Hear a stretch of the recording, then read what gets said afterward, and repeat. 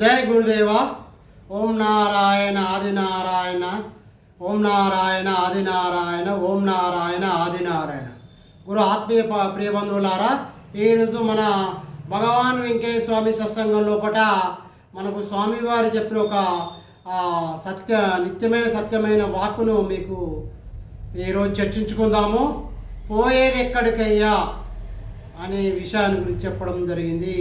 దీని లోపట మనం నిగూఢ అర్థం ఏంటంటే, అంటే మనిషి జన్మలోపట ఎత్తిన తర్వాత పోయేది లేదు, అదే చనిపోయేది లేదు, మరణించేది జన్మించేది లేదు, అంతా ఆత్మస్వరూపమే అని చెప్పి చెప్పడం జరిగింది. భగవాన్ వెంకయ్య స్వామి కూడా వారి శిష్యులు కలిసినప్పుడు, స్వామి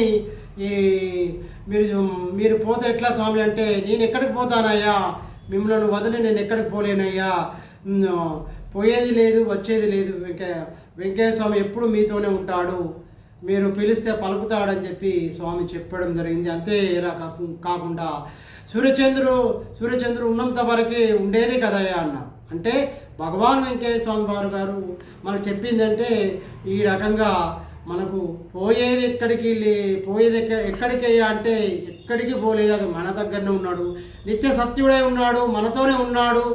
మనం ధర్మంగా నీతిగా ఉంటే, ఆకలి ఉన్న వారికి అన్నదానం చేస్తే, ఆపదలు ఉన్న వారికి ఆదుకుంటే స్వామివారి స్వయంగా వచ్చి మనం నిరంతరం కాపాడుతాడు. స్వామి అభయము, స్వామి వాక్యము నిత్య సత్యము. కాబట్టి పోయేది ఎక్కడికయ్యా అంటే స్వామి ఎక్కడికి పోలేదు అన్నట్టు మనతోనే ఉన్నాడు. భగవాన్ వెంకయ్య స్వామి భక్తులారా, గురు బంధువులారా, కాబట్టి మనం ఎప్పుడైనా వెంకయ్య స్వామిని మనస వాచ కర్మన నమ్మి మనతోనే ఉన్నాడని భావిస్తే అందరికీ మంచి చేయండి.